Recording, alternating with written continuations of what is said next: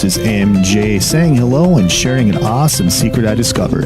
It's called DreamNuage.com. Fresh, raw, organic ingredients are used to create all their products. They are made in very small batches to ensure quality and freshness.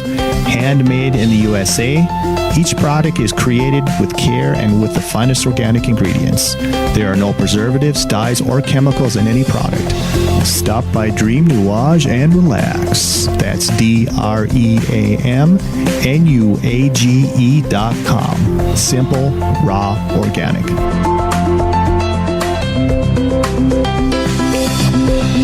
You're locked into Inception Radio Network, Superior, Wisconsin.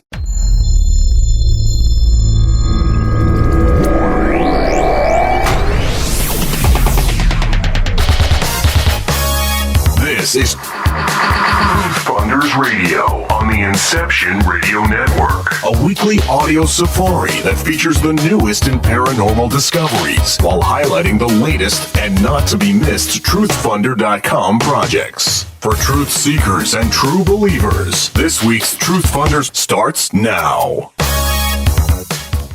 Right now. This is the Truth Funders live radio show on the Inception Radio Network. Greetings, bonjour, hola, welcome, and hello. Thank you so much for tuning in. We are live on a Wednesday. If you are tuned in live to the live show at InceptionRadioNetwork.com.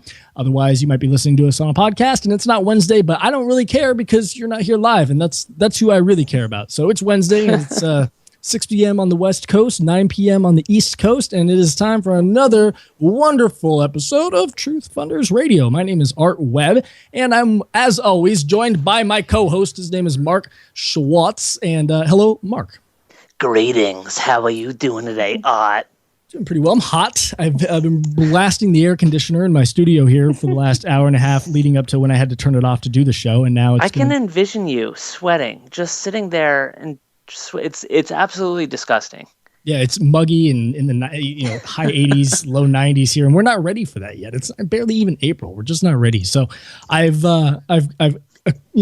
cooled down the room to a comfortable temperature, and I'm hoping that it'll sustain the next 90 minutes or so, but nobody really cares about that. 888-919-2355 is the telephone number, 888-919-2355. If you would like to call and join us live here on the program, you can also join in chat, and don't forget you can download the podcast to our wonderful little radio show from the Inception Radio Network. You can go on iTunes or Android Marketplace, download the IRN app, and you can stay up to date with Truth Funders Radio at all times.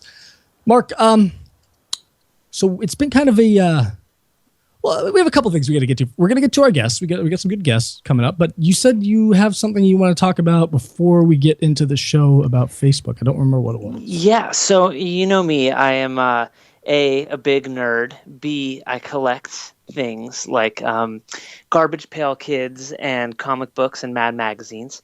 And C, I'm just down to share the love of all the stuff with everyone else. And I would say D, we talk about finance on this show every once in a while, or just the horrible state of... We talk about finance on this show? When do we talk about finance? No, we don't talk about finance. Tell me the last time we talked about finance on this show. We talk about how hard it is these days to just kind of, make your own way. And like how there's not going to be any Social Security left by the time that our generation is old. Things like that. How we're all kind of screwed. And how robots are going to take over all of our jobs in the next 20 years, and we're all going to have to get a basic income from the government. Things like that. That's what you're mentioning. Yeah, exactly. So... it was tax here in the USA. It's tax time. I did my taxes. I'm not going to get into that. I know. I owed money. I owed money to the feds. I'm going to get a little bit back from the state. I basically bounced out even. They're going to try to get it from you, man. I basically bounced out even. There's nothing they can get from me. Yeah. I second that. So I got this program. It's really cool. It's called TaxBot. They're not a sponsor, but they might be. TaxBot? TaxBot. This isn't a virus, right? I mean, most things with the word bot in the name tend to be a virus from my experience. Not infected yet. No. Okay. No, so far it's good. So I'm able to sort of track my spending and see what's going on. So I went back the past 2 months, and I happened to look at, here's the thing. I love little toys, especially on my desk. They make me happy, okay? Like, Oh, this is live, Sonic. FYI, she asked in the chat room. I just responded.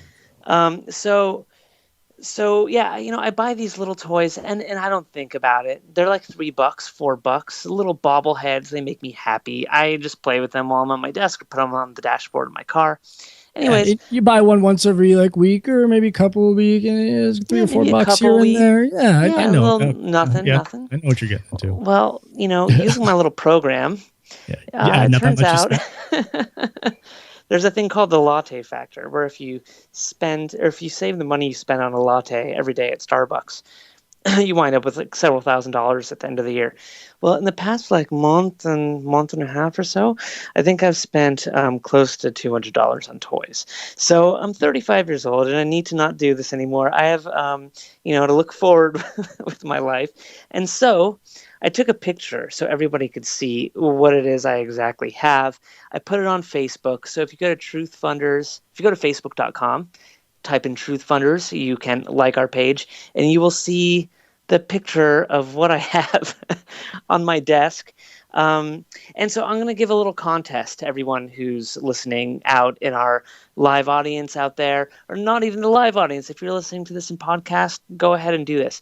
Go and, I know that we have a lot of people. We have the younger audience that listens to our show. People, who are like 18 to 40, that kind of a thing. That's young.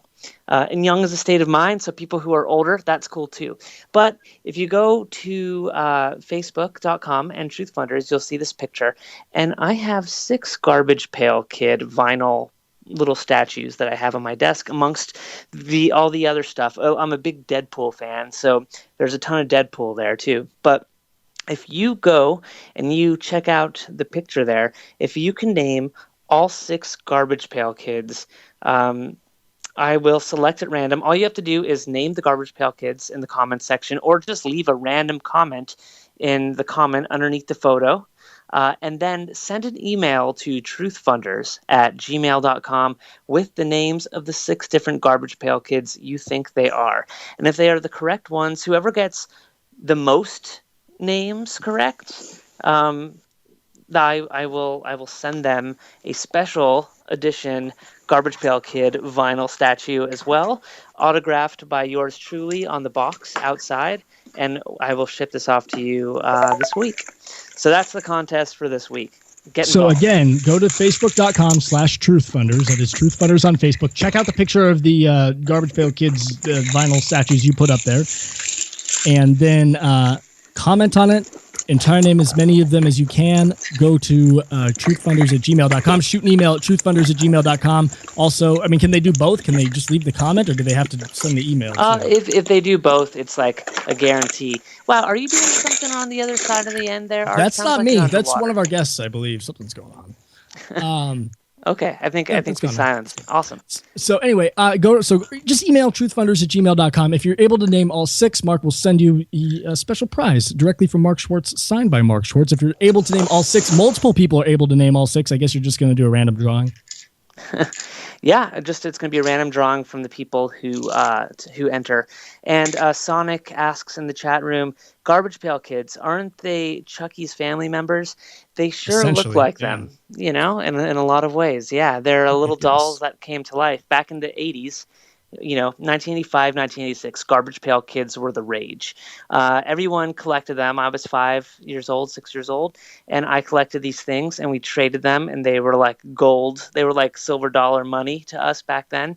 They were making fun of Cabbage Patch Kids, which I think it was 1985 were all the rage one Christmas, and people were like trampling over each other in stores at Toys R Us to get a Garbage Pail Kid, a Cabbage Patch Kid for their daughter or son that year. And so Topps, who makes the baseball cards, decided to create Garbage Pail Kids, which mocked the whole situation and Americana as a whole.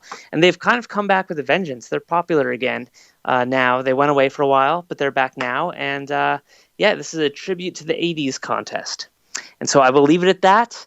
And we got an awesome... Do you have anything else, Art? Or should we just jump right into it with our amazing guests tonight? I want to jump into it with our amazing guests. I also want to maybe towards the end of the show, if we have time, get into this story that I read about. There's a photo. Supposedly there's a plastic bag on Mars. Have you seen this? I haven't seen this, no.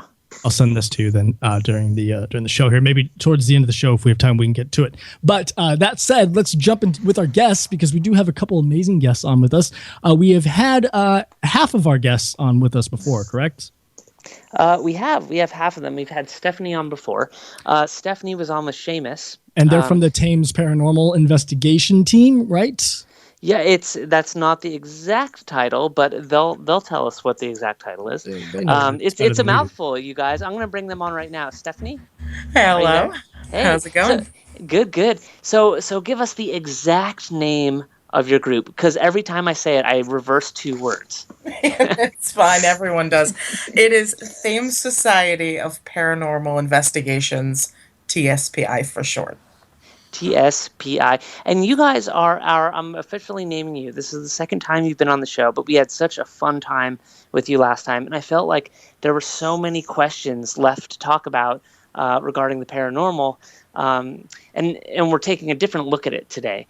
But there were so many questions that we had that we wanted to bring you back. And I want to give you guys the title, the crown of our resident paranormal investigators here at Truth Funders, if that's okay with you. Nice. Yeah, of course. Yeah, I think so. That's great. That's awesome. We can't pay you. We're not paying you. Just so you know. And don't get your expectations up. No, that's all right. We're used to that's that. perfectly fine. Good. So are we. And we also have someone else on the line with us. Would you like to say your name and where you're from as well? I am Marin, and I am from Montville, Connecticut. And this is my first time on. So thank you for having me. Yeah, thanks for coming, Marilyn. So Stephanie, we spoke with you last time, and you have an incredible role. You guys have 2 different roles, though, at let's kind of reset what it is that Stephanie does, and then maybe establish how Marilyn interplays with what it is that Stephanie and Seamus do. If you could, Stephanie, please. Yeah, sure. Well, for those of you who didn't listen to last show, Shame on you. Yeah, shame on you. I am associate director of TSPI, but I'm also the photographer, and during our investigations, I resume the role as a lead investigator, which is kind of, you sort of are the structure of the night. You make the decisions on how the night's playing out in order to decide what's going on next. But there are others that do that as well. So basically, my role as associate director, not only, as a leader in the group, I do a lot of the online stuff. I am in charge of the website, and I do a lot of the social media stuff, and I make the flyers and, do all that fun logo stuff and using fun fonts and that kind of jazz. And Seamus sort of takes the direction, being the director, with handling the clients, getting our investigation set up, doing the preliminary interviews. Then, after that, we will do a second interview. But so that's more his role. And then, of course, I also have, I'm the photographer, but that's been a love of mine since I was in high school. And I just kind of used it in my own life and did some freelance work, and now I do it for the team. And I still do my own stuff outside. Especially, I particularly love band photography, but that's another. Nice. We're big into music here. What's the most well-known band that you've shot? And then, have you ever photographed any haunted bands? No, I haven't heard of any. But if you find any, let me know. Well, I mostly do just local stuff, but there's this fantastic band called Dead City Riot that if you like, it's like death metal reggae or black metal reggae, very, very strange new type of thing, but it's got a lot of punk influence and it's really cool. But and they're around here, and I've got some stuff of some other local bands, but I'm not doing that on a professional level. It's just something I happen to enjoy. But and then that's about it. So that's for my roles in the group. And Marilyn, you have a little bit of actually a very, very interesting role. I don't know much about it, but when I was speaking with Stephanie earlier, she mentioned that you were I don't know if you have more than one, Stephanie, but you were the sensitive of the group. Yes, we do have a head medium, Emma Martinez, who is about ready to have a baby. So she's sort of on hiatus for a wee bit. But, Marilyn joined to be an investigator, but it ended up turning out that she was quite sensitive as well. And how did you realize that you had that sensitive ability, Marilyn? Well, it took a long time. Like the first experiences that I had were like really young, but being raised in a very Catholic home, I was kind of forced to repress everything, and it wasn't until I was like in my late teens and early 20s where I kind of started to try to look more into it and make sure I wasn't, completely crazy, that this was something, it started with meditation and stuff like that. So, and it's hard to get, when you're a child, it's actually really easy. You don't even have to try it. Kids are so open that things just happen without even trying. But now as an adult, like, you really have to work at it and really have to trust your intuition. So it goes back to when you were a child. You had it then, a little bit of that? Yeah. I had experiences where I thought things were normal, like where people would tell me they're just imaginary friends that I was seeing around the house and stuff like that. And so I just kind of went with it. But do you remember any of those, or any of those friends or experiences at all? Just the ones that scared me, really. And it wasn't until I started to get around 7 or 8 years old, when, like, I remember one clearly. I was sleeping in my bed, and there was somebody sat on the bed, and then like I just started to get really scared. My heart started racing, and then I turned around, and then it was like somebody had took the bed and just, I don't know how to explain it, but just kind of grabbed it, pulled it down, and let it go. And go ahead, please. Oh, sorry. But yeah, that freaked me out. And I remember telling my grandmother, and she was telling me about how that was like the devil's work and I should just ignore it and blah, blah, blah. So that is what I did. So then, do you both come from a religious background? Well, I know that my family was very Catholic, but I'm not myself practicing Catholic. Cool. And Stephanie? Well, I grew up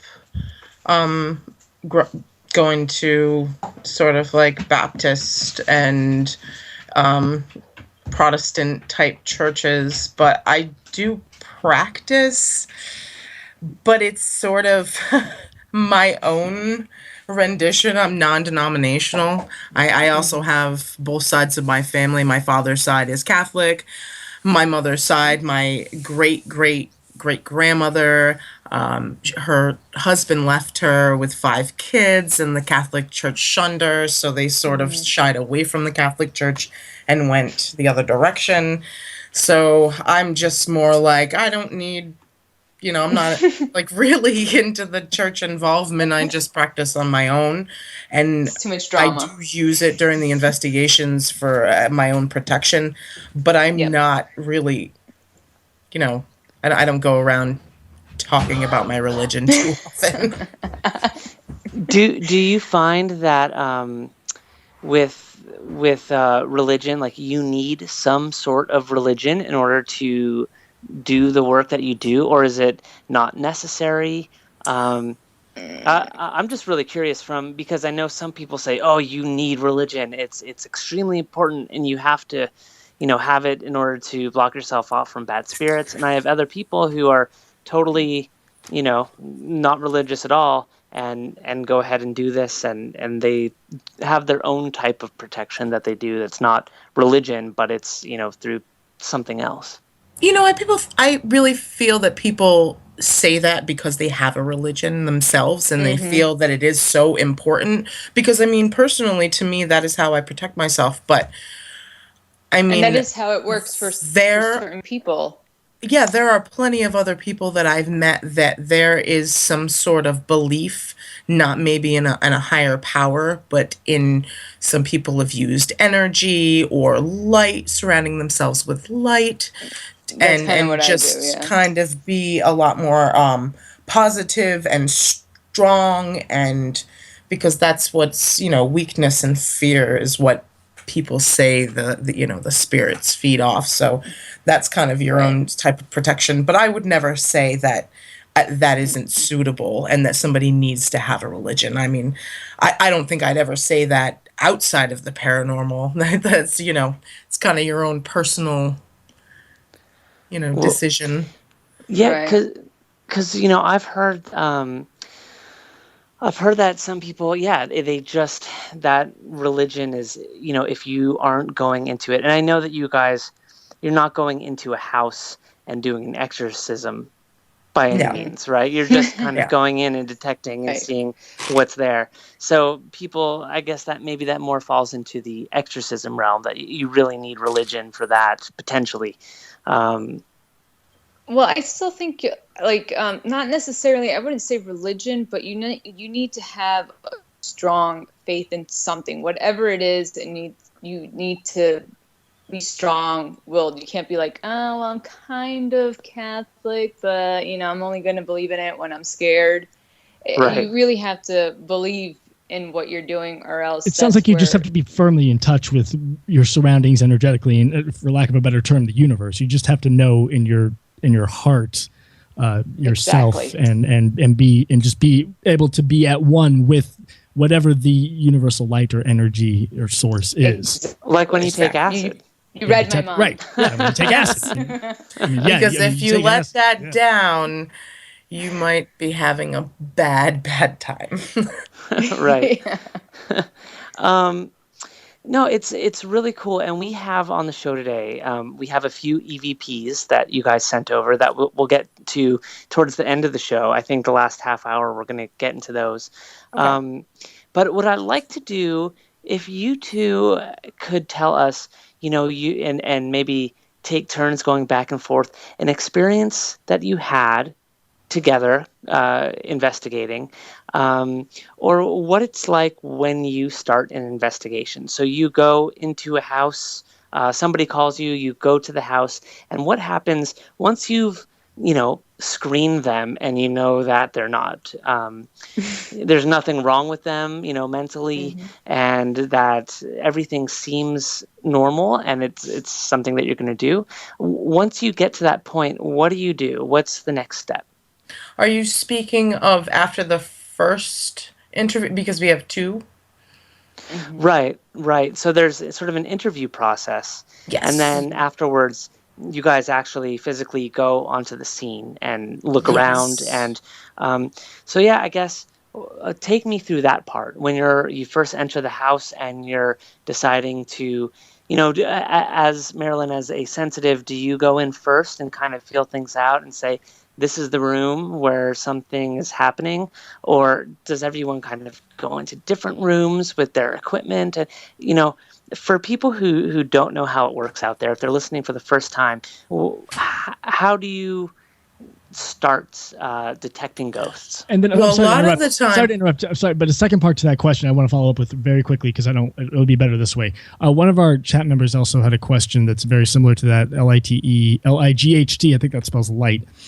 They asked if you guys ever are accompanied by a security team when you go into these houses, because is it ever dangerous? I mean, do you have to have a bouncer? Can these things get south on you? You want to know what the greatest thing about that is that Seamus, Todd, myself, and Eamon all have security background.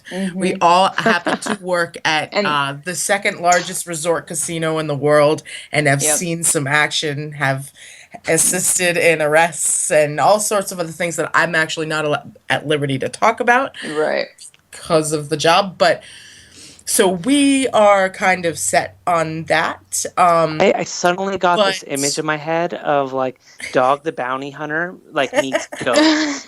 How dare you tell these ladies they look like Dog the Bounty Hunter? I'm not saying they look like Dog the Bounty Hunter. I'm just saying, like that would be Yeah. You guys know what I'm saying.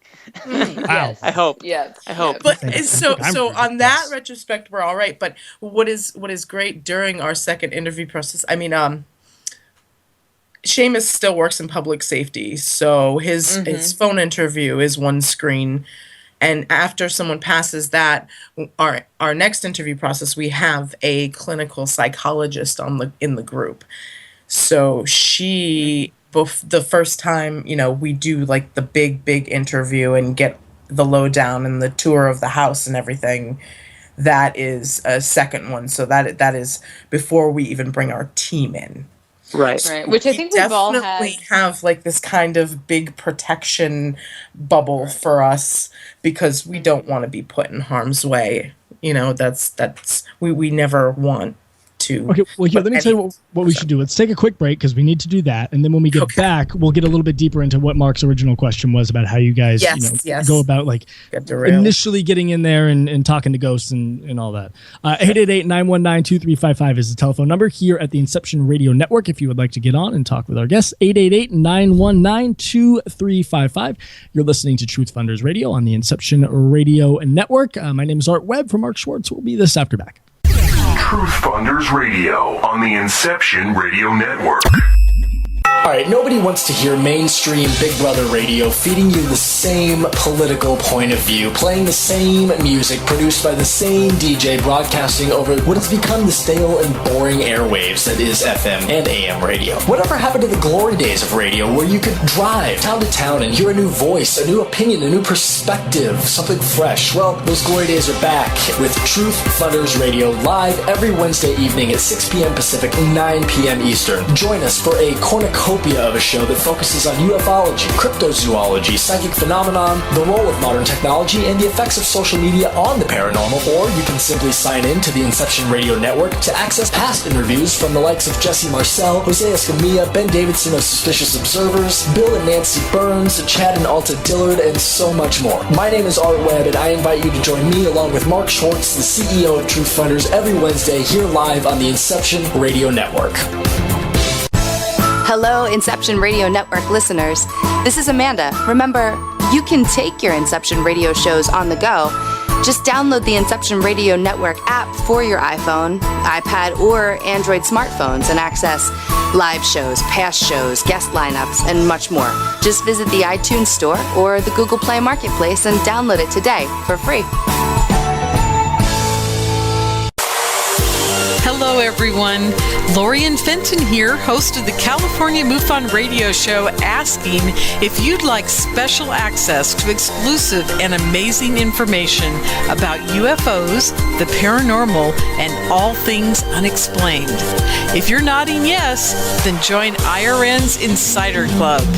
As an Insider Club member, you'll get an all-access pass to premier Inception Radio Network content for only $4.99 a month. This includes live UFO and paranormal conferences, live streaming UFO skywatches, exclusive IRN radio and TV productions, and of course, paying radio with MJ and Ken Storch. So don't wait any longer. Visit InceptionRadioNetwork.com and click on Member Login to join IRN's Insider Club and get your VIP access today. Don't have a computer? Is your internet connection down? Don't worry. Use your trusty cell phone or landline and call into our listen line at 401-283-6700 to listen to the Inception Radio Network 24/7. Again, that call-in number is 401-283-6700. For the Inception Radio Network, I am MJ.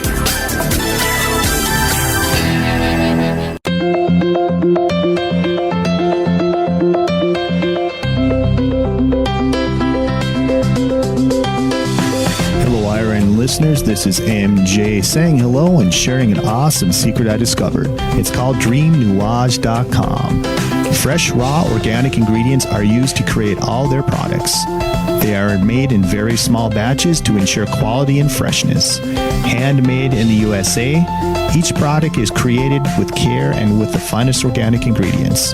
There are no preservatives, dyes, or chemicals in any product.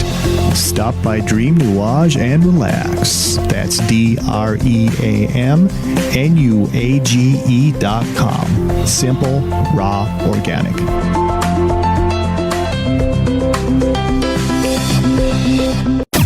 Truth Funders Radio on the Inception Radio Network. And welcome back to Truth Funders Radio on the Inception Radio Network. This is Mark Schwartz, and Art had to step out for just a little bit, but he will be right back in a few minutes, but that's okay because we have a ton to talk about. I am here with Marilyn and Stephanie of the Thames, Thames. I think we went through that last time. The Thames Paranormal Investigation Society, and I know I switched words around when I said that. Thames Society of Paranormal Investigations. TSPI. Yeah, we can just go with that. Yeah, we're going to go with TSPI. And they are our resident, at Truth Funders, our resident paranormal investigators. Okay, before we get back to my question, which I was talking about, you mentioned during the break, Stephanie, something about the Garbage Pail Kids, and I have to bring this up. So for those of you who weren't here at the beginning of the show, we have a contest going on at Facebook. Go to facebook.com, type in Truth Funders, go to our webpage, and I have a whole bunch of toys on my desk. If you can name a few of the Garbage Pail Kid toys that are actually standing up there, I will send you a free statue Garbage Pail Kid toy autographed by me. We'll send it out to you. But a lot of people are asking, and I have some people in the chat room say, that's not my generation, which makes me feel super old. I'm not that old. I'm like 35. Oh, no. But they say, what are Garbage Pail Kids? Well, they were cards that you could collect back in... Oh, they're cards. Cards, yeah, like baseball cards. They were stickers, too. And I didn't know that. Yeah, they had two cards for each photo, and they looked like there was the stuff called Garbage Pail Kid or Cabbage Patch Kids, which were these dolls back in the 80s. That's and what a lot I of remember. People, so a lot of people had those, but Topps, who makes the baseball card, created this thing called a Garbage Pail Kid, which totally mocked and made fun of the the Cabbage Patch Kids. But on top of that, they were gross. It was like pictures of half monster, half baby type things. People getting their like one of the Garbage Pail Kids was a fire hydrant getting peed on by a dog. Like there are all sorts of things. Oh, yeah, it's basically you take Cabbage Patch Kids and mix it with the grossest thing you can think of: boogers, pee, rotten food, vomit, vampires, ghosts. It's all How in there. come I never saw this? I mean, I'm not. You know what? I was thinking about that because we were talking about that on the break. I think I figured it out. Okay, I was like a huge daddy's girl, so I love like boy stuff and like action movies and comic books and stuff like that. I'm still I love Star Wars and I'm ridiculous, but you're right there. Probably like girl stuff. And I'm sure you went through the She-Ra and the Gem phase. Yeah, I mean, it was a house full of girls except for my dad. So yeah, the only thing I was child. Cabbage Patch so you guys probably stayed away. But something that was really cool. I've never heard of them. Yeah, you gotta go to our Facebook page and check it out, or just Google Garbage Pail Kids. So what they would do, there was 2 cards for every photo, and they had a name. So they had funny names like if the guy's name was Cal. Optical, and he was an optical illusion, or Shadowy Stan, and it was a creepy shadow. Sad Seth. They had these names, and they had a twin card that had another name. So as a kid, you would freak out. You just want to find the one with your name on it because it was like, I think they had like Bark Mark, and it was a dog. They also had a really gross one called. What was it? Oh, Skid Mark. And it was a guy going down a water slide, and he was leaving a poop stain behind him down the water slide. So they had all these things. And you were saying that too, Stephanie, that you had started collecting these when they came out again? Well, yeah. Well, as a kid, of course, I liked them then. And they were really cool because they also had ones that you could collect on the back they had a piece of a picture, and you had to collect like a whole set of them to make the entire picture come out. Yeah. That was another thing that they did. But yes, like 10 years ago, they started reprinting them, trying to get them to recirculate and get popular again. So I remember them when I was a kid. So I started collecting them and then giving them to all my friends whose name that I would find. I probably still have a few around here. I also have an entire album on my Facebook that has pictures of the Garbage Pail Kids that I just tagged people in because I stopped collecting them, buying them, and so I have to get your email address or your home address, Stephanie, because I have one from the new series that just came out that's making fun of Americana. So they're making fun of all the political stuff that's going on. Hilarious. And there's one with an astronaut, and they're stepping on the moon, and they're stepping in dog shit. And it's the name of it is First Steph. All right. First step. So I will. I'll get your info, and I'll send that your way. Perfect. That's amazing. You guys really have me curious about this. I'm gonna have to. I can't believe that I have never come in contact with this my entire life. Or have I been? They're but they really are. But moving from Garbage Pail Kids, you guys can join the contest. Everyone who's listening, go to facebook.com, type in Truth Funders, join the contest. But moving on from that, I know Art's going to join us in a little bit, but right before break, we were talking about what happens when you enter in the house. So I know that you have, we talked a little bit about the process in the beginning, talking to people, making sure that it seems like, legitimate, first kind of testing the waters. But once you say, okay, everything's fine, we're going to go and actually start investigating. What happens then? And who does what? And where do they go? And what do they collect? Well, it kind of depends on whether or not we have a full team.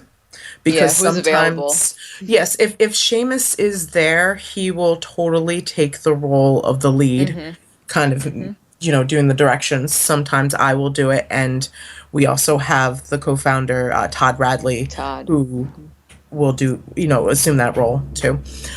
And so then we kind of split up, and we, once we get there, we greet the client, of course, and the people who haven't been there get a little tour, get the general layout of the house, because we have to figure out exactly where we're going to have our base and where we want to set up our cameras for the night, because we have a DVR system of 8 camera security night vision cameras. Wow, eight cameras. 8 we keep rolling the entire night. Yeah. What type? How do you do that? Because a lot of times you have to change out tape, right? So do you just leave them streaming directly into a computer?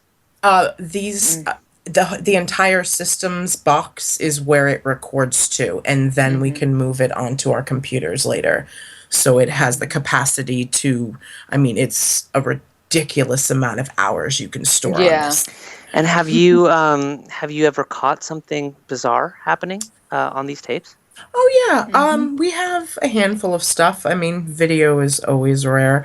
We have something on one of our blogs that's about orbs that usually I'm not a big fan of them. And I explain why and how easily they are to create and all of these things.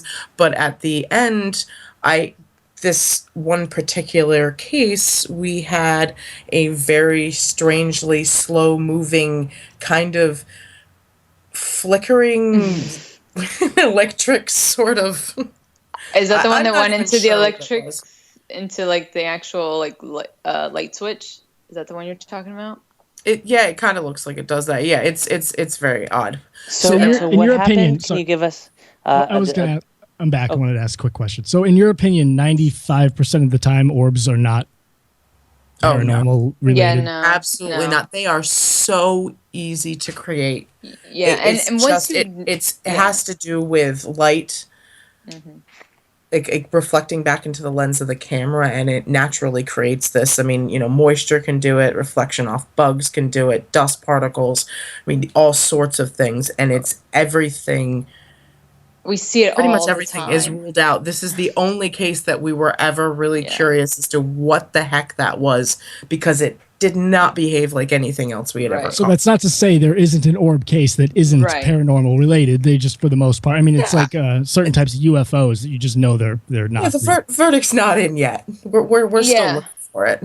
I mean, you can tell, like, once you've seen a lot of it, like, you get to know, okay, well, a bug doesn't usually move that way, or dust particle doesn't move that way. Like what Stephanie was saying, it moved in such an unnatural motion that's why it was And odd it was to us. slow, and it gave off light, and it was electric. And is there anywhere we can look at this image? Yes, that you're talking if you about? go on to TSPI paranormal.com and you go into the haunted blog, you have to click back through some because we've posted since then, and there is an entire blog post explaining some more in depthly what I was talking about. And then on the bottom it has it. It's very, very weird looking.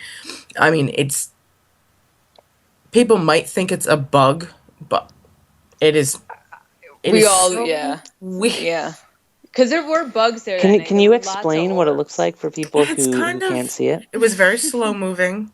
Where it was taken, it was right by our base, and the light was on. Was this an orb? We're not investigating in that room. Is it the image I'm looking at with like a pole down the middle? Is that the one you're talking about with all these orbs, or is that the fake image? That's the fake. Okay. It's all the way at the bottom. There's like a little video. I got it. I'm going to post the link in our chat right now. I just got it. It's just. It's so odd because we're so used to filming bugs and dust and things like that I'm not. We never saw it in any other part of the video. It just looks. It's so weird. And the whole house had the like what looked like orbs, the dust. There was bugs everywhere. I mean, all over the place. And this one was just so out of character that's why it caught our eye. It was so slow, and it kind of disappears and then comes back, and it's like reflecting this weird electric looking light part to it, and the room is illuminated. So I'm watching not it right now. Sure why it would be that way, because we weren't investigating in there because the clients at one point had been sitting in there. Because we had sort of quarantined them over there, and our base was right next to it, so we just kind of left it. But leading out to that door, going into that room, there was also activity that goes in there. Right. Sorry, go ahead. So that's why we had the outside of the room all set up and tagged. Yeah, after just watching that video, and you can watch it, I just threw it in the chat room at InceptionRadioNetwork.com. It's only 45 seconds. I just watched it, and there's something going on there, clearly. I mean, it's that's not an orb. And because it's video, I mean, I feel like a lot of orb cases are done, people claim them in still photographs more than anything else. Yeah. Yes. And I think video of orb is much more easy to establish as being something out of the norm than because you have several frames to compare rather than just a single one. Right. Which is my whole Sutera process thing, is why I developed that we talked about the last time.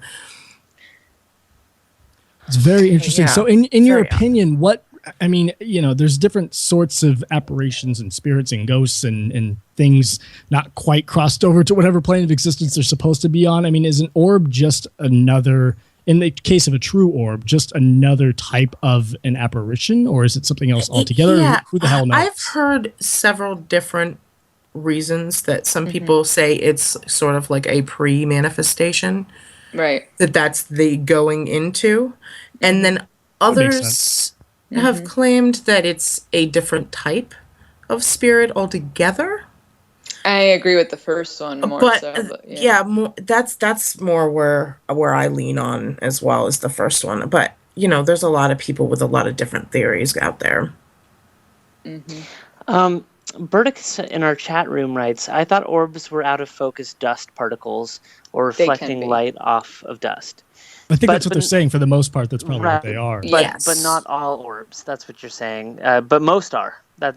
That's what Yes, I mean it is something you can use as a photography technique, because your anything that is close to your lens is going to, you can reflect off, and it can do that. You find a lot of people's orb pictures are due to flash bouncing off some sort of reflective surface that's in the room, and it's bouncing right back into your camera lens.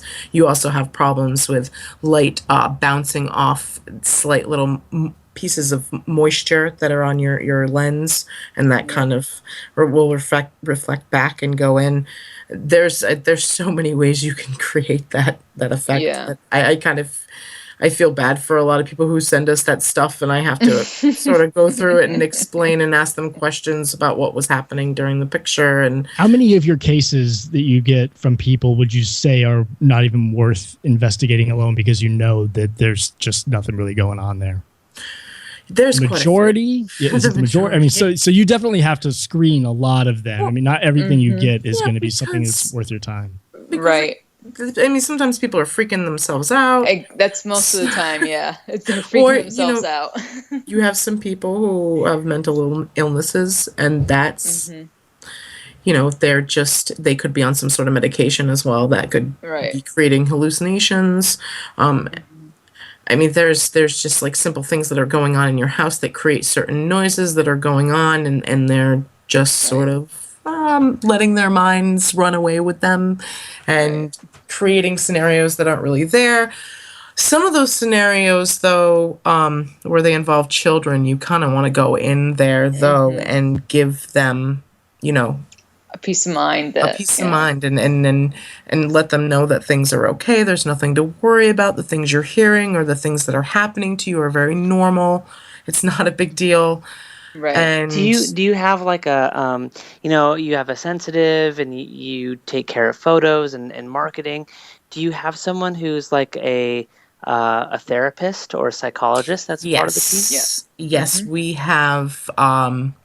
Laura Palmise has been a clinical psychologist. I don't know. She's had quite a few years of experience now, and she's very, very good. I mean, she's got all sorts of degrees and research experience at Yale, and she's great one at of a kind. Yeah, and she helps us with our research. She's newer in the group, but she's one of the best things that we've ever gotten. She's great.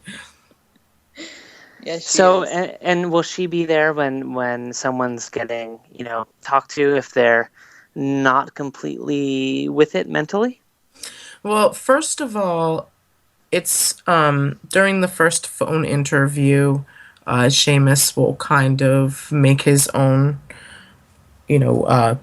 prediction of what's going on. And with our work with security and his public safety stuff, we have dealings with people who are intoxicated or on drugs or, kind of are suffering. Have you ever been contacted by anyone that's been up on meth for 4 or 5 days and is completely paranoid out of their mind? Has that ever happened?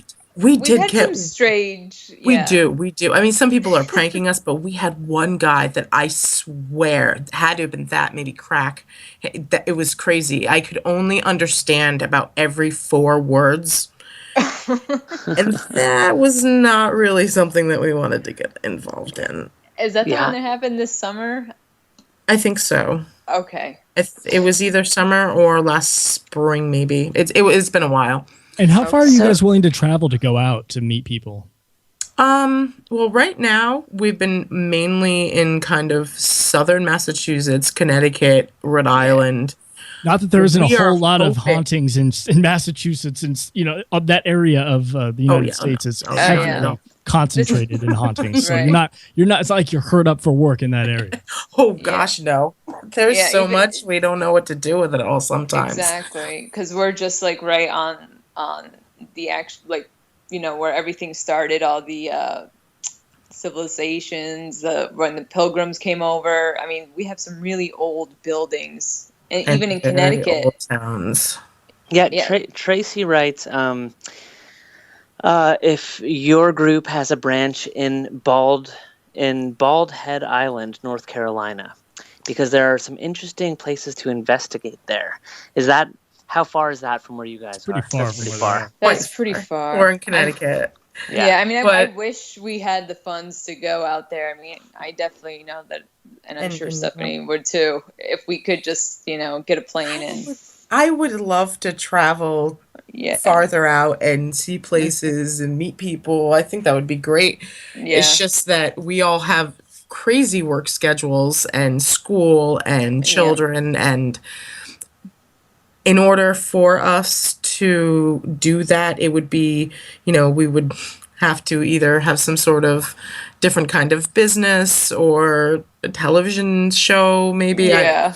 And speaking of television show, are you guys? I heard a rumor that you are working on a pilot. Is that correct? Well, that is it.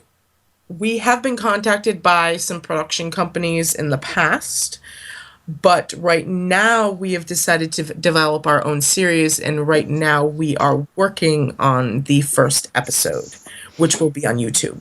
And what does that entail exactly? If someone was to tune into that, is that sort of, does that show all the different types, like from the beginning of the investigation and you guys talking to people and kind of sussing them out? Put the clients like that much into it, so for their it's own sort privacy. Of like a combination between like a documentary and then a little bit of reality sort of thing, where I'm going to, give you an introduction of the place and, the claims and everything that's going on. And then I'm going to do a nice, rich piece of history going into that, where that's more of sort of the documentary style. And then once the investigation itself begins, it sort of transforms into a reality show more and gives, So take you should be a producer, Stephanie. so take me to that spot. We're there. We're gonna get to this question. I swear. There's just all these things that happen when we start talking about it. But you're there, and how do you start investigating, and who does what, and who goes where? Yeah, I know. We kind of get sidetracked from that question. Well, like I said, we have a lead investigator that goes out and we do our tours and everything, and then we split up where, like Grant Kokernak, he's our tech manager, and he will sort of make the decision on the cameras, and then he will start putting them out, and other people will help him, run wires and get everything all set up. Yeah, that's one of the worst parts. I will be, right. That's the tedious part.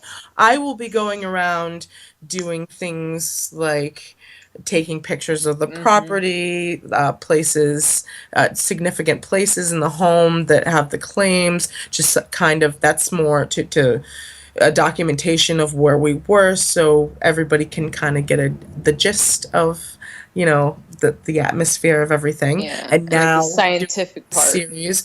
Well, and I'm shooting people setting up, but I'm also shooting the location, and then I will go into now, because of the series, I'm shooting B-roll, and and then I start also getting A-roll of them setting up, and shots to show like the first part of our investigation. So I do that. And then the other people, like either Emma or Marilyn, will go out and do their put their little feelers out and feel out their rooms and see if they can get anything. And we're not allowed to know what, like, they have researched, like what Laura has researched or anything. Like, I especially don't want to know, because it just creates bias, obviously. So we don't tell them any history. Of course, that's pretty cool. But that's pretty cool.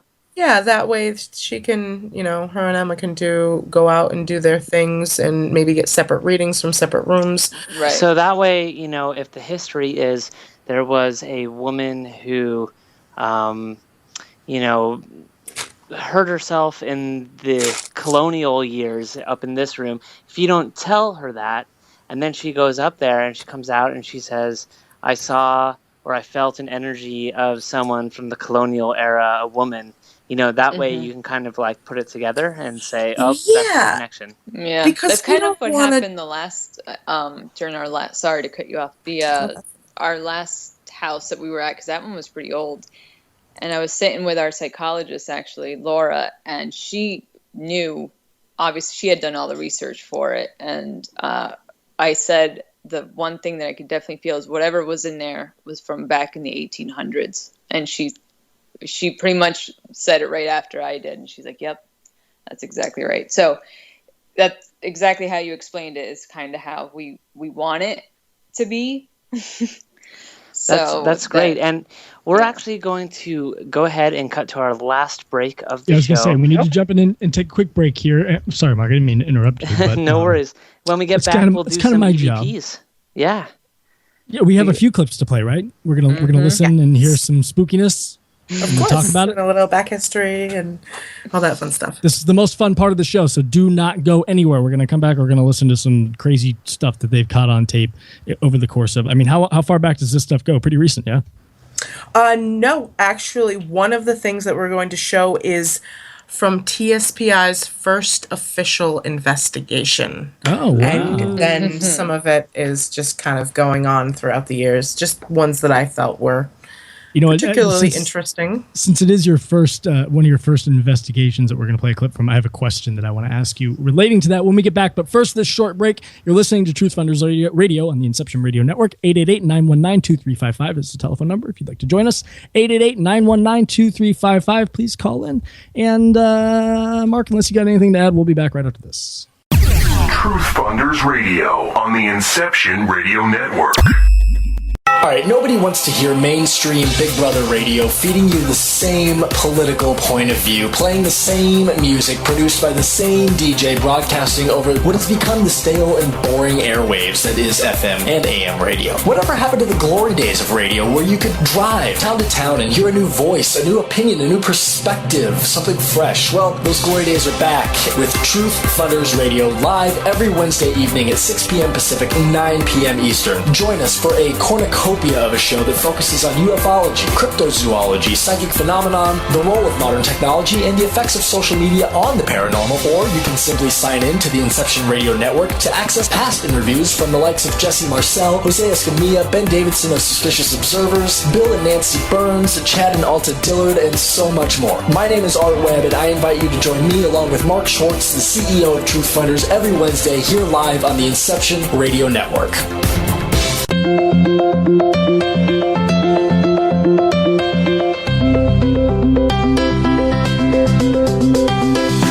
Hello, IRN listeners. This is MJ saying hello and sharing an awesome secret I discovered. It's called DreamNuage.com. Fresh, raw, organic ingredients are used to create all their products. They are made in very small batches to ensure quality and freshness. Handmade in the USA, each product is created with care and with the finest organic ingredients. There are no preservatives, dyes, or chemicals in any product.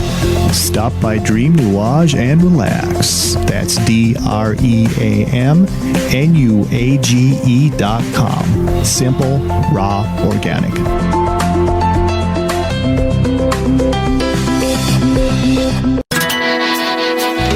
Don't have a computer? Is your internet connection down? Don't worry. Use your trusty cell phone or landline and call into our listen line at 401-283-6700 to listen to the Inception Radio Network 24/7. Again, that call-in number is 401-283-6700. For the Inception Radio Network, I am MJ. Hello, everyone. Lorian Fenton here, host of the California MUFON radio show, asking if you'd like special access to exclusive and amazing information about UFOs, the paranormal, and all things unexplained. If you're nodding yes, then join IRN's Insider Club. As an Insider Club member, you'll get an all-access pass to premier Inception Radio Network content for only $4.99 a month. This includes live UFO and paranormal conferences, live streaming UFO skywatches, exclusive IRN radio and TV productions, and of course, paying radio with MJ and Ken Storch. So don't wait any longer. Visit InceptionRadioNetwork.com and click on Member Login to join IRN's Insider Club and get your VIP access today. Hello, Inception Radio Network listeners. This is Amanda. Remember, you can take your Inception radio shows on the go. Just download the Inception Radio Network app for your iPhone, iPad, or Android smartphones and access live shows, past shows, guest lineups, and much more. Just visit the iTunes Store or the Google Play Marketplace and download it today for free. Truth Funders Radio on the Inception Radio Network.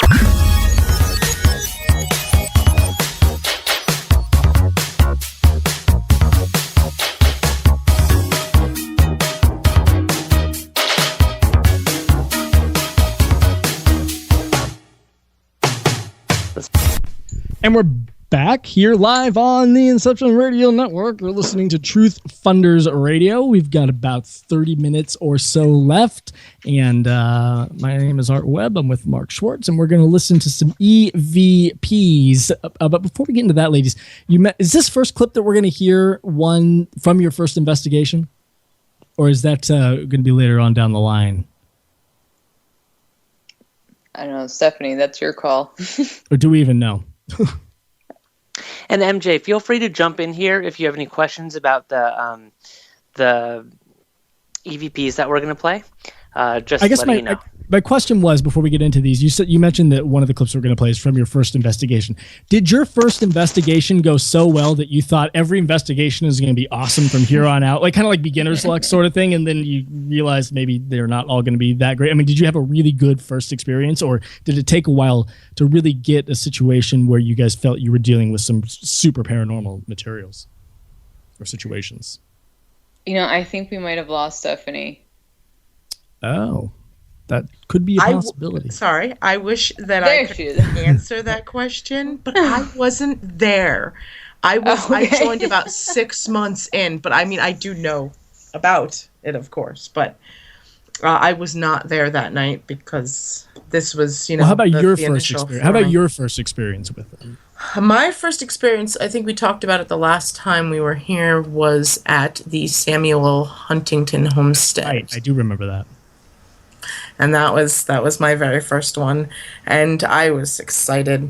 It was, this is for me. I love it. I'm never not doing this, and I'm like 5 years in, 5.5 years, I think, something like that. Is it a thrill that you get? Is there some sort of like adrenaline rush when you do it? No, I just think that I was just so interested in the paranormal that I just wanted more and to find out more, and then I got to do my photography, and I got to do all of these other great fun things, and now I'm on radio shows, and I'm doing TV series, and having all this fun stuff, and I could never go back at this point. It's just great. It's like if it wasn't for this, then what would we really be doing? I mean, I like it because I get to exercise, trying to feel out new places, new energies or spirits or what else is out there. There's always something new that pops out. And you also have a marketing degree. Yeah, and I'm in my master's, or getting my master's right now as well. So I like being able to go out and do that because it's such two different worlds, like one's very strict and, we cannot go beyond these borders. For my school, for my master's, whereas for our job, it's metaphysical. It's more intuitive, and I can stay aligned with myself. I guess it's like we can actually do what we want to do, like what we don't get paid for it, obviously, but I mean, we love to do it, or else we wouldn't be doing it and not getting paid for it. I think Mark and I can relate with this show. I mean, we don't know what else we would be doing, especially like at this particular time on this particular day every week. I don't know what I would do with my time. MJ, are you there? Do we have clips queued up? Are you ready to go, man? Should be. Are you going in order? You can tell. I can probably figure out which one is which. It starts with EVP Night 6. Sure, and just go along the lines. Okay. And I can talk about it before we go. Set this one up here. What do we got? Okay, the first clip that we have here is taken at another theater in southeastern Connecticut, which is funny, like the last time, and we can't talk about where it's from, which is wonderful. But which means it's probably a pretty famous theater in that area. So go look up on Google what theaters are, and I'm sure you'll be able to figure it out.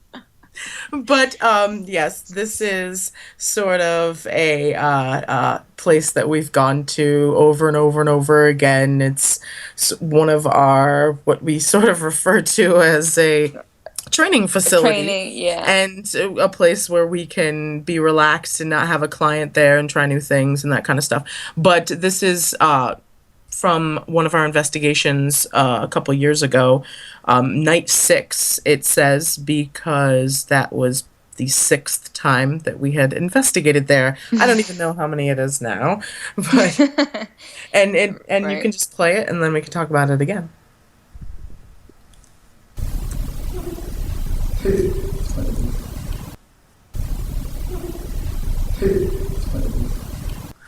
So what you're hearing is, at first you hear a little giggle, and then you hear Seamus laughing at something else. Unfortunately, I don't know what the joke was, because they had clipped it out, and I'd have to go back into the, whole thing and figure it out. But you'll hear a little giggle, and then you'll hear Seamus laugh. So whatever he said apparently was funny. All right, play that one more time, MJ.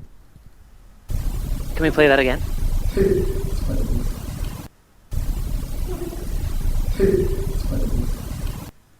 Yeah, I heard something back there right before the louder laugh. It's like a little yeah, I heard that kind of thing. I don't know. It sounds a little underwatery. Does it sound like it might be a child? I mean, it sounds high pitched to me. Or a woman. It was taken up in the actual theater section. How often do you hear children's voices? I mean, it's just sometimes. It's not really a, I don't know, can't really say it's like more than adults or less than adults. It's just kind of depends on the case. Verticus in the chat room has kind of an interesting point that he makes. He says that spirits and ghosts are often most from like the mid 1800s to early 1900s. Hardly ever do you see ghosts before that time, unless they were more of a famous character. Do you have any idea as to why that might be, or what that's all about? I have an inkling. I think it's because most people died in their homes back then. They didn't have hospitals. You would have a showing room in your home where you would have your funeral. And you would die. People died a lot more unpleasant deaths in that point in time. Yeah. Right, and it's not always like an intelligent spirit that we're getting. It's also residual. Just remnants. And a lot of the old houses, like even in the house that I'm living in right now, the wood and the last house that we were at was made. I think it was like made out of mostly like limestone or something like that, which is able to almost like a recorder for the supernatural, or so for things that really happened that were really stuff sticks to limestone is what you're saying. Exactly, and it keeps playing back. And I don't, I can't speak for Emma or for every medium or sensitive is different, but for me it's hard to sometimes really know if I'm like interacting with an actual intelligent entity, or is it just residual, which is why I like the EVPs will obviously let us know, because it'll answer back questions that we ask, or we'll do other little tricks like we'll do the flashlight trick. I don't know if you guys know what that is, where we turn on the flashlight and we ask the spirit to turn it off if it could hear us. And we've actually had it work at the theater where this EVP, it's actually probably worked the best there than I've ever seen it. Interesting. We don't have a lot of time, so I want to get through all of these. So I kind of want to jump into the next one if we could. MJ, what do you got queued up next? We have War Office. All right, War Office. Yes, this is the first investigation ever of TSPI. This was taken in Lebanon, Connecticut, at the War Office. And what's really cool about the War Office is that during the Revolutionary War, they had safety council meetings there. And there were over 1,000 meetings, and I think it's about a third of them were held here. And they would talk about how to ship supplies and, war supplies and food and clothing and things like that to the troops. They would have these meetings, and even Washington himself had been there.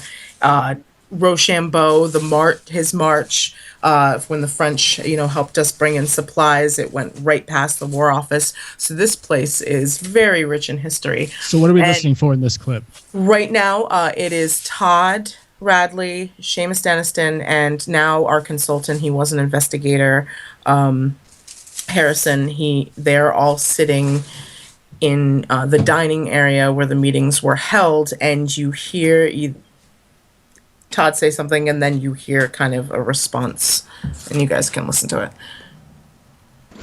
You want us to go home?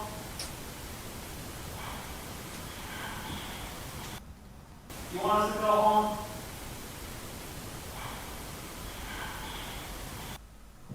It's hard to hear. Yeah, that was very low. Yeah, it's really low. I hear a small something, but it's almost indistinguishable. Do you know what's being said there? We think maybe it's a yes, but it sort of sounds like a growly type hiss. You want us to go home?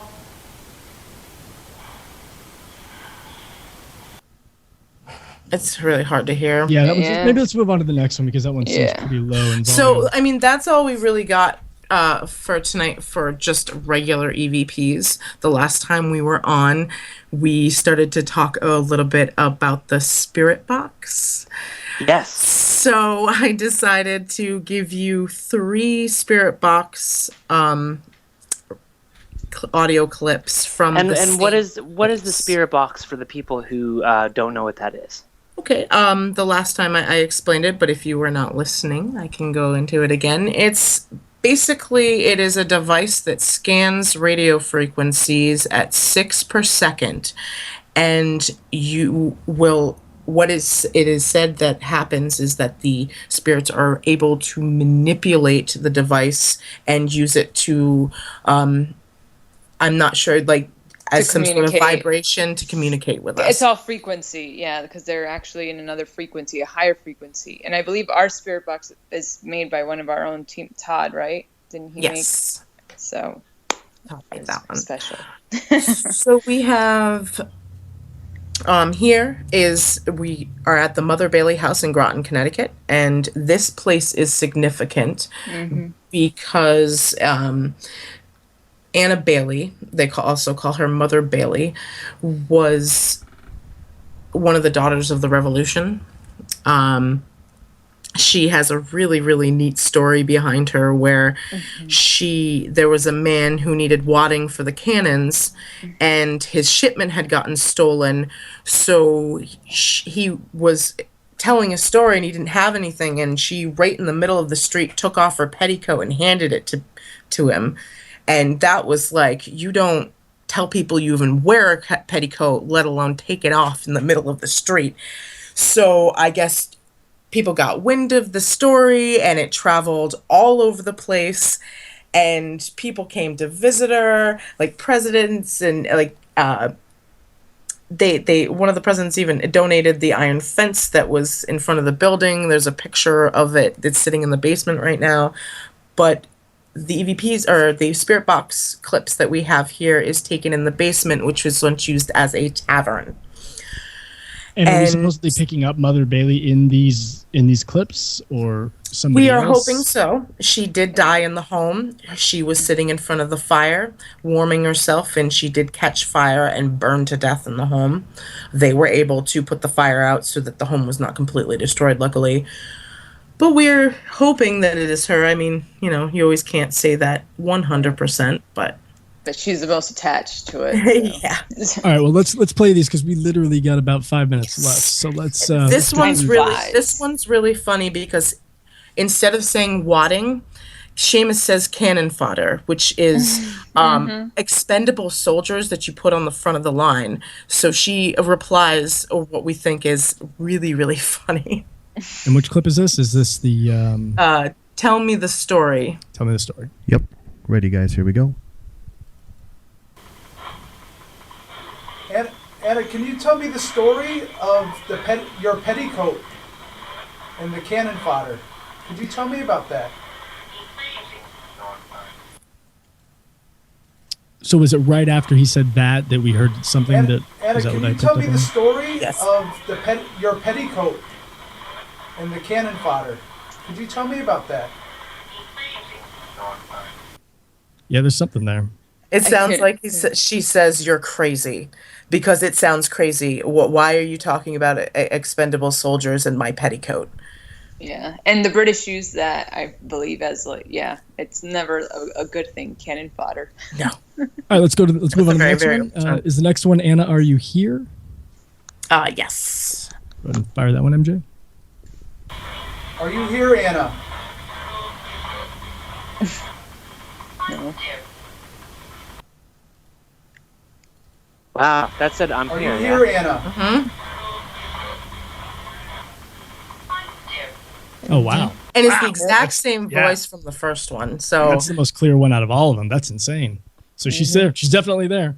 All right, and the last one, Tim asked, how is George? Let's play that one. yes, and he playfully nicknamed the ghost George because of the old cartoons. So that's why he asked that. He was a public city worker that was redoing the house, and he came along for the investigation. You want to ask anything, Tim? How's George? Anna, how's George?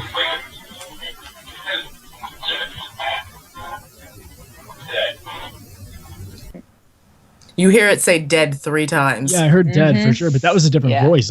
Yes. Oh, yes. Definitely not her. It was a male. But there is a photograph that they had sent us where it kind of looks like a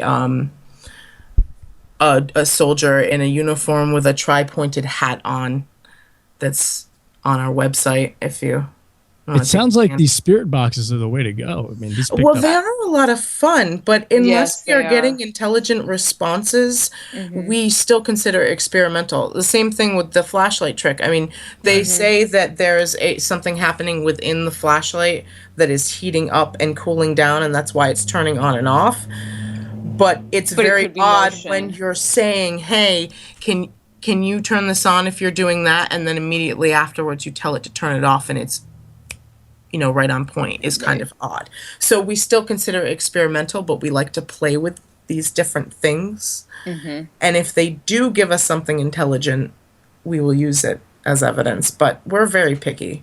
Yeah, we try to be very scientific about it. But like we like to try new things and make sure that that we're actually getting something. I mean, we have a lot of tricks. I'm sure we don't even have time to go into them. No, we're actually out of time. I wanted to say, Marilyn and stuff, we're out of time for the week. But thank you guys so much for joining us. This has been a great show. It's been a lot of fun. It's always fun to talk ghosts and ghost hunters, and you guys clearly know what you're doing and have a lot of experience doing it at the Thames Society. And if people want to know more about you or find out more, or how they can get in touch with you, if they live up in up in the East Coast up there, where can they go? What can they do? Who can they call? Okay, first of all, you can go to our website, which is TSPIparanormal.com. There you can find the Haunted blog. You can find our investigation gallery, and you can see the team. And you can also fill out an application if you're in the area and you want to join a team. We might pick you. And then you can find us on Facebook. We have a fan page at Thames Society of Paranormal Investigations. And then we also have a community page for people to promote themselves and share different things involving the paranormal and the supernatural. And that is TSPI, the Revenant Review. Our email address is tspiparanormal@gmail.com. And you can also reach us on our hotline if you have any questions at 920-940 TSPI. TSPI at gmail.com. Or TSPI what is it? The Gmail address? TSPIparanormal.com. Yeah. TSPIparanormal.com is the website, and I'm sure all that information is on there as well. Marilyn and Stephanie, thank you so much for joining Mark and I on Truth Funders Radio. We Thank can't you. wait to have Thank you guys you. back on again soon. It's been a blast. Mark, do you got anything you want to say before we let them go? Is Mark still there? Did we lose Mark? Yes, of course. You guys are our resident paranormal investigators, so we will definitely have you back. I think there's always more questions, and there's a couple of, next time we have you on, I have a couple of deep questions. I've really thought about, what things could be. So it would be really nice to have a ghost philosophy type a show with you the next time that we're awesome. on. Yeah. So thank you. Really, I really appreciate you coming on, and it was great. Thank you for having us. Yeah, thank you so much. I love being on the show. TSPIparanormal.com, and you can get in touch with everybody over there by going to that website. Thank you so much, ladies, and we can't wait to talk to you again soon. Okay. Thank you. Thank you.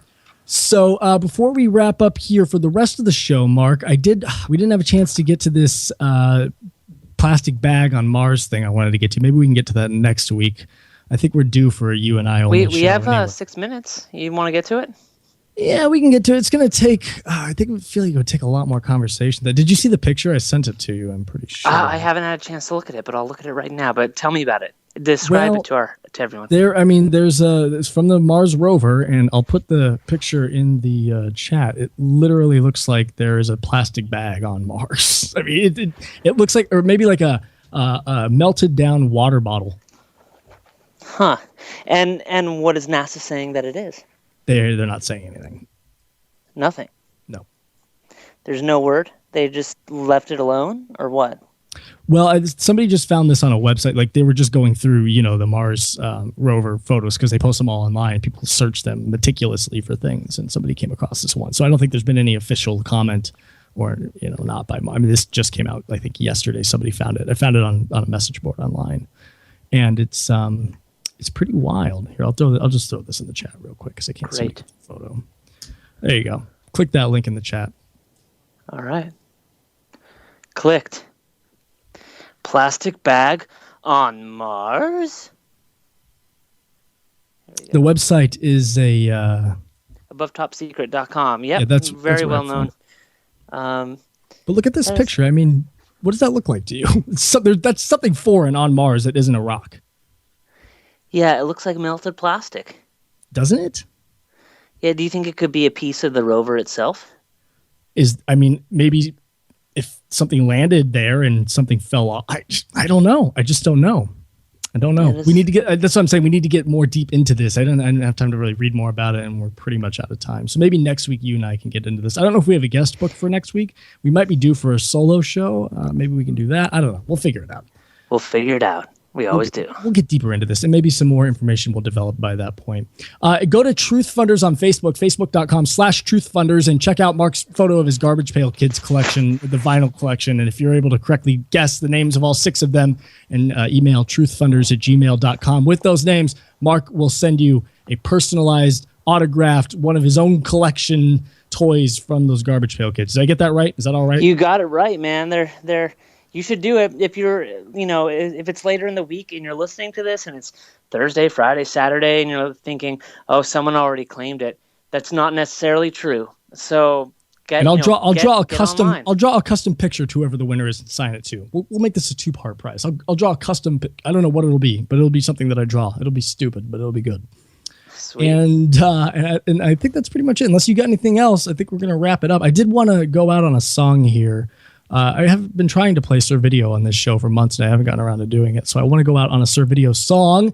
Shameless self-promotion. Yeah, this is my own band, Sir Video. You can find us at sir.video online. It's on iTunes, all that stuff. I appreciate MJ allowing me to play this song out of the show. It's called Oh No, We're on the Radio. I thought that was an appropriate song to play, right? Because we're on the radio. So why not play the song titled Oh No, We're on the Radio. Follow Truth Funders on Facebook, Twitter, all the social media at Truth Funders. You can email truthfunders@gmail.com. And unless you've got anything else, Mark, I will bid us adieu. Let's Sir Video this out of here. Thank you so much to you. Thank you so much to our guests. I love you all, MJ, IRN, and the whole shebang. You guys are the best. And I guess we'll talk to you next week. Adios.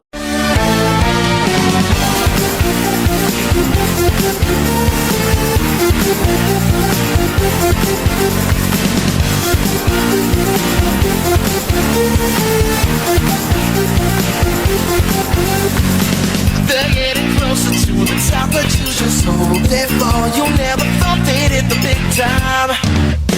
You had the posters, girl, I saw them hanging on your wall, but you tore them all down when they got signed. You write it all, the autographs and letters, and pictures in your room. You let them fall, but the top is so much better. You never thought they'd climb up there so soon. On the radio, it's the radio, and I don't think they'll be missing you. On the radio, I don't think they'll be missing you. No, I don't think they'll remember you. The girls you hate all have the logos plastered on the chest. They'll never know your devotion. The boy across from you said he used to be the best. You said in the notion. On the radio, and I don't think they'll be missing you. On the radio, I don't think they'll be missing you. No. You can't conceive how they could leave behind the scene, just to achieve your American dream.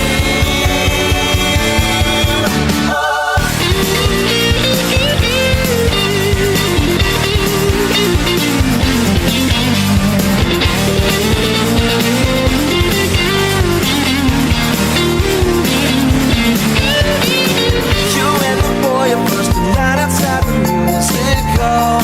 Welcome to the big time. On the radio, it's the radio too. You're telling everyone you knew. Knew that was radio. You hope that they remember you. On the radio.